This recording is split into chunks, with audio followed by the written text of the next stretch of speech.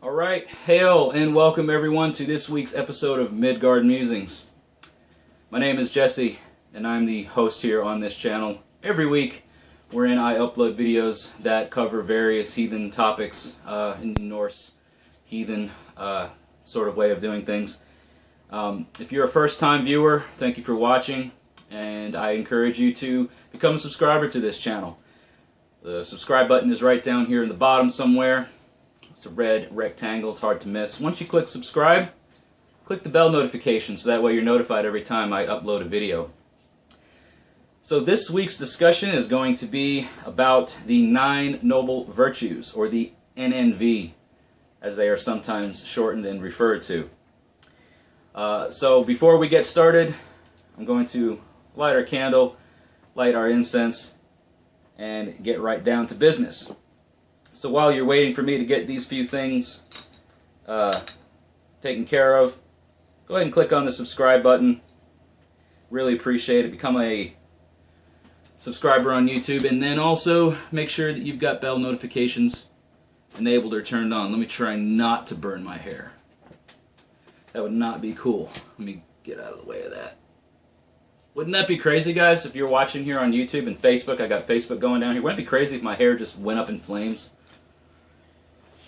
Boy, that would be crazy and not too good. I guess it would make for a pretty good video, though. Alright, so the 9 Noble Virtues. Actually, you know what? Before we get started, let me just go ahead and say a few things.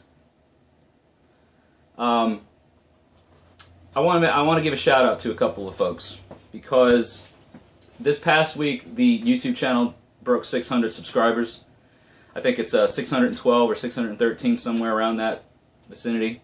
And the person who reached the 600th subscriber position, his name is Bradley Boss, at least on Facebook. Bradley, thank you so much. And if you're watching, Bradley, down here on Facebook, thank you, sir, for becoming a subscriber on this channel and getting us to 600 subscribers. It means a lot, it means the world, and I appreciate that. Another shout out I want to give is to this Facebook page. You guys on YouTube that are watching, check the description down below for this Facebook page link. They are the All Heathen Nerd Herd. It's kind of a funny satirical meme page, if you will, or meme group on Facebook. And they post some funny stuff, but Justin, who pretty much heads that part of the social media platform for the All Heathen Nerd Herd, really did something very nice. He made a design of a brooch, a historical brooch that was found that's a representation of the Midgard serpent. He kind of did a design or a representation of that historical find, and he made a graphic design art piece that is now available on the back of Midgard Musings t-shirt. On the front, over the left chest area, is the Midgard Musings bind rune. It looks exactly like this. Alright? For the YouTube, or for the Facebook friends down here. I'm offering t-shirts for sale. If you go down in the description of the video, you're going to see a link for the teespring.com shop, I guess you could call it, the Midgard Musings shop. T-shirts are for sale. There's a coffee mug down there.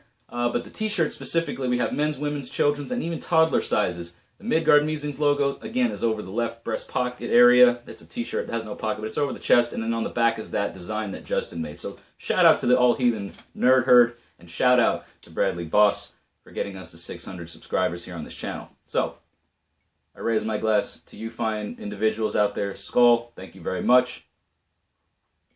Now, without further ado, let's get into talking about the 9 Noble Virtues. We're going to talk a little bit about their origin.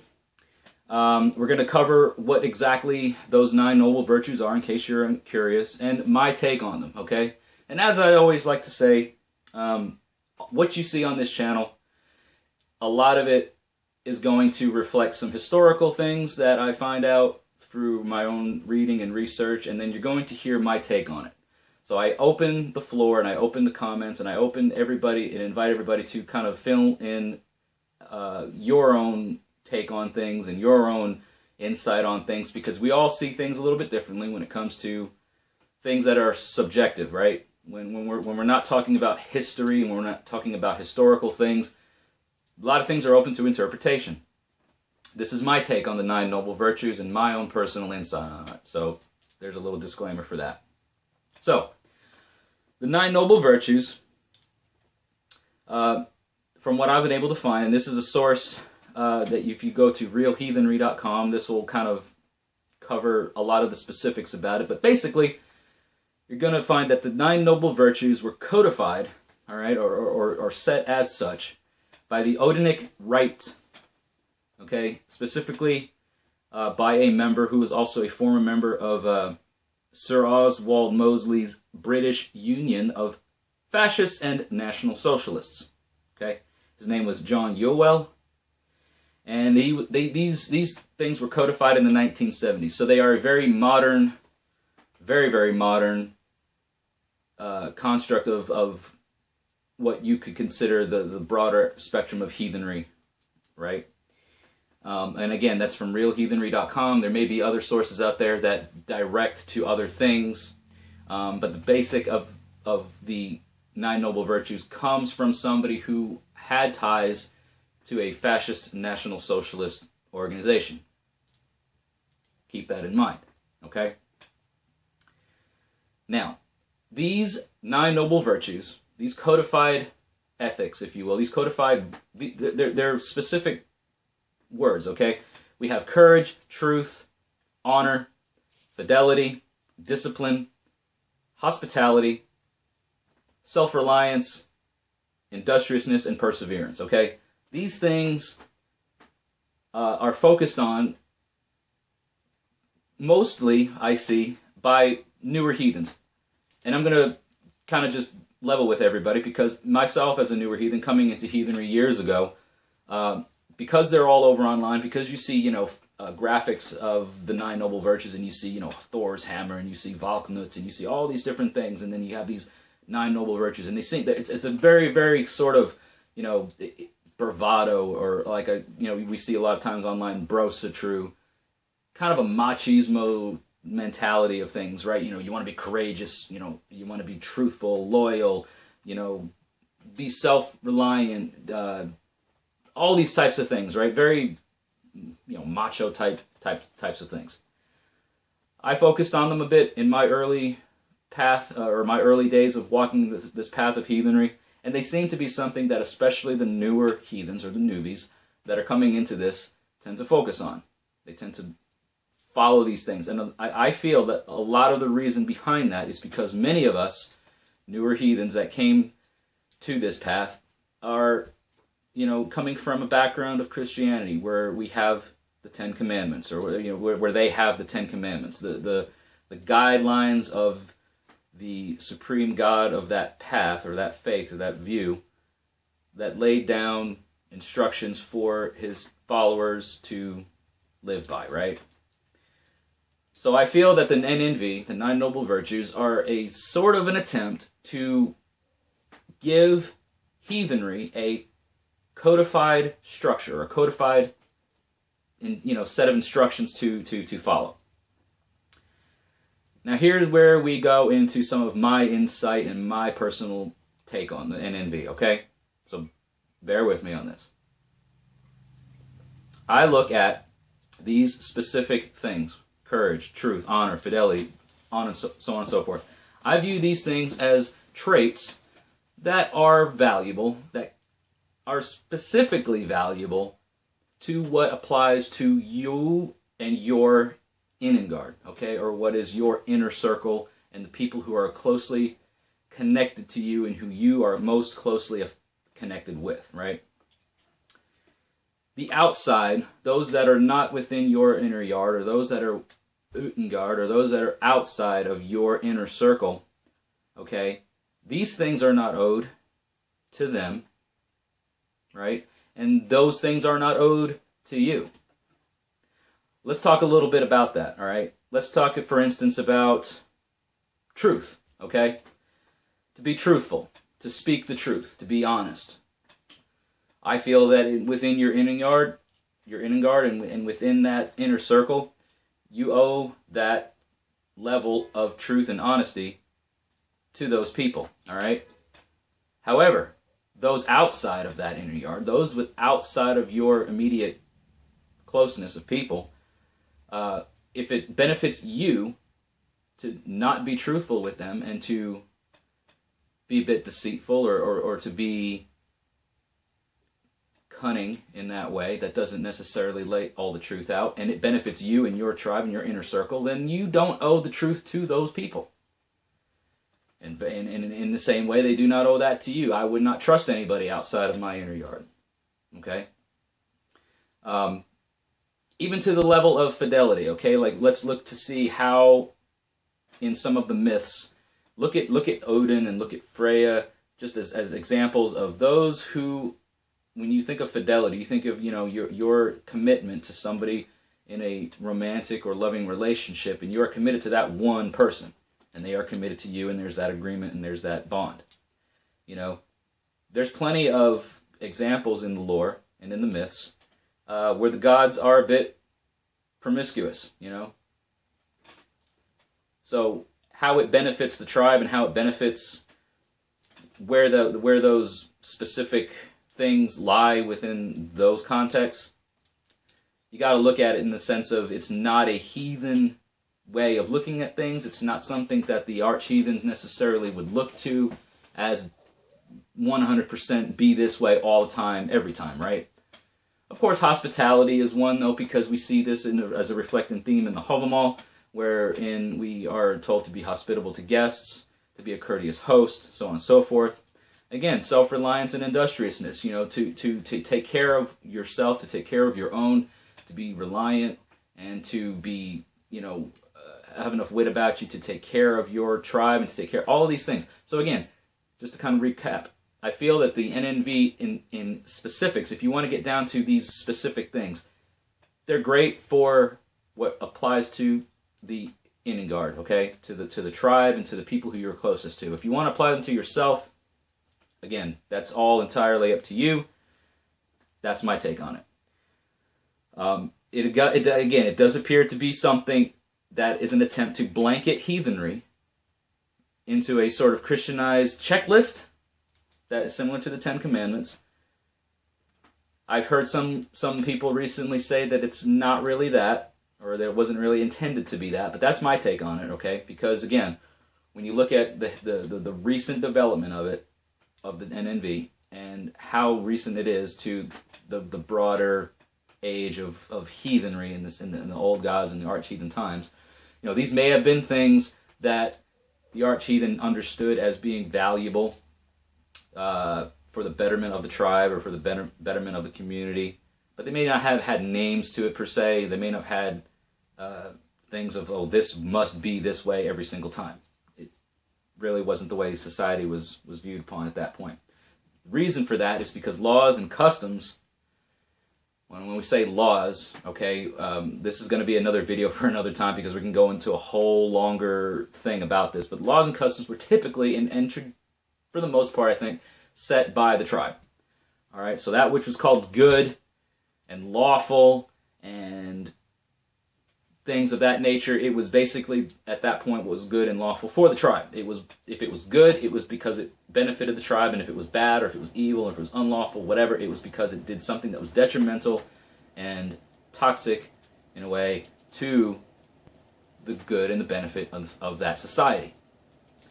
So again, there wasn't this sort of like, all these, for me, where I am in the United States, and other people that are watching this, maybe other parts of the world, for us here in the United States, we have a federal law, we have state law, we have local laws. We have so many laws and things that are said to be lawful and things that are not. The arch-heathens at the time, they didn't have that sort of structure. They had things that they knew were good because it benefited the society, and it benefited the tribe, and it benefited those communities. And if it didn't, it was bad, and that was considered which was bad or evil or wrong or unlawful, all right? That'll be a different video for another time. They didn't really have like codified things of do this, don't do that, don't do this, do that. It was kind of set to be where if it was, again, beneficial for the tribe, that was what was considered good, all right? Applying that concept or applying these specific things in terms of what the 9 noble virtues are to your own life, I don't really think that that's necessarily a bad thing. Because again, I feel like they're morals. You know, I mean, be courageous, be bold, be strong. You know, speak the truth to those who you trust. Live with honor. Be the sort of person that you would want other people to speak well of. Give yourself a good name in your community. Have discipline, have structure, have things that you can set yourself to do and then execute them. All these various things. Be hospitable. Do things that you can rely on yourself for. Don't be relying on everybody else for the things. I feel like these things are morally acceptable to apply to ourselves, if that's what you want to do, but they are not inherently heathen, okay, in the broad spectrum of things. To me, they, again, as a modern construct, they are more or less, quote, what we call buzzwords or triggering words or triggering phrases that are kind of aimed to, again, strike a chord, strike some sort of reaction. Again, heathenry does not have this just one-all sort of blanketed, codified path. It's just simply not that. The morals that you hold to and the things that you hold to that you deem valuable, if you're in a tribe or a kindred, these are going to be things that you set, that are set within that tribe or within that kindred. It's kind of the same name or different names for the same thing, but you know what I'm trying to say. It holds more weight when you have action versus words, okay? Because we call these things different things, right? Courageous could be brave, bold, whatever. The words themselves don't mean much of anything when it comes back down to it in the heathen aspect of it, okay? Because our words are not as strong as our works and as our actions, okay? We are our deeds, which I will link a card up here somewhere in the top, you'll see. For Eric Wodening's We Are Our Deeds. I encourage every heathen who watches this to pick up a copy if you haven't already. I'm going to link you where you can get it, because if it's not up here in a card, it's going to be down in the description of the video, because it's relatively cheap. I think it's like $14 online. Add it to your library if you don't have it already. It gives a great understanding of what the ethics and worldview of an arch-heathen times. Get that book. Your actions are what make who you are, right? Through our actions is where we set our worth. How valuable we are, how worthy we are of things, are set by our actions. So all these little buzzwords, you know, the strength, the loyalty, the fidelity, whatever. Those are words. If you can relate to them in yourself, and you can relate to them within your tribe or kindred, and you want to apply them and make them something that you uphold in your own practice, that's great. Again, if they're words, carry them out in your actions, because that is where worth is set. That is more in line with the arch-heathen worldview, because things were understood and things were valued by what you did in your actions, okay? It's not about following rules, or codified, Christianized, if you want to get right down to it. At least that's my thing on it, is this whole codified and Christianized set of instructions. Do this, do this, do this, do this, don't do that, don't do that, do that. Okay? Look, it was viewed upon in arch-heathen times as what was good for the tribe, that is what is good. What's bad is that which is bad for the tribe. So again, everybody, this is going to kind of conclude my take on the NNV. I'm definitely interested to hear what you have to say about this, what your thoughts are on this, and where you sit with the 9 noble virtues, and how you practice them, or how you acknowledge them in your own practices. So leave a comment down here in the comment section below. Become a subscriber. All right. Another thing I want to mention before we end this video. Today is the 30th of September. Tomorrow I will be announcing the winner of this wood burning. I'm showing the folks here on Facebook of an Eglishjalmur and Midgard Musings Beinrune. The winner for this will be announced tomorrow. Tomorrow I'm going to say noon Central Standard Time. I'm going to do the drawing for the winner of this wood burning, okay?